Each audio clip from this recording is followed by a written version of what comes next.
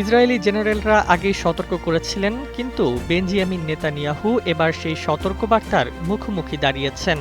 গত ২৮ ফেব্রুয়ারি জেরুজালেমে দেওয়া ভাষণে তিনি হুঁশিয়ারি দিয়েছিলেন, ইরানকে এখনই থামাতে হবে, না হলে তারা অপ্রতিরোধ্য হয়ে যাবে। কিন্তু কয়েক সপ্তাহ পর দেখা যাচ্ছে যে দ্রুত ও নিখুঁত বিজয়ের স্বপ্ন তিনি দেখেছিলেন তা এখন দীর্ঘমেয়াদী সহিংস যুদ্ধে পরিণত হয়েছে।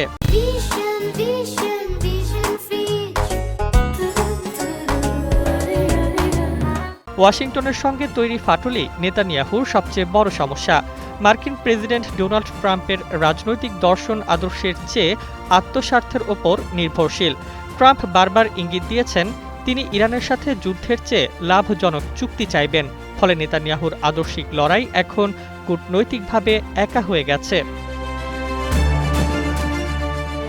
সামরিক হিসাবও প্রশ্নবিদ্ধ। ইরানের proxy network Iraq, Syria, Lebanon ও ইয়েমেনে ছড়িয়ে আছে। আকাশে ইসরায়েলের শ্রেষ্ঠত্ব থাকলেও ইরানের প্রতিরোধ ক্ষমতা দ্রুত বিজয়কে বাধাগ্রস্ত করছে। রিজার্ভ সৈন্যদের ক্লান্তি ও জাতীয় মনোবলে ধাক্কা লেগেছে। অর্থনীতিও ব্যতিব্যস্ত। কয়েকদিনের মধ্যে তেলের দাম ২৮% বেড়ে ব্যারেল প্রতি $৯২ ছাড়িয়েছে।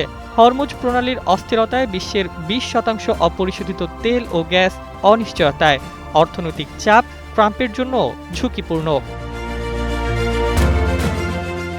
নেতানিয়াহুর ৪ দশকের ইরান ভীতি ও সামরিক আবেশ এখন স্থবিরতায় পরিণত।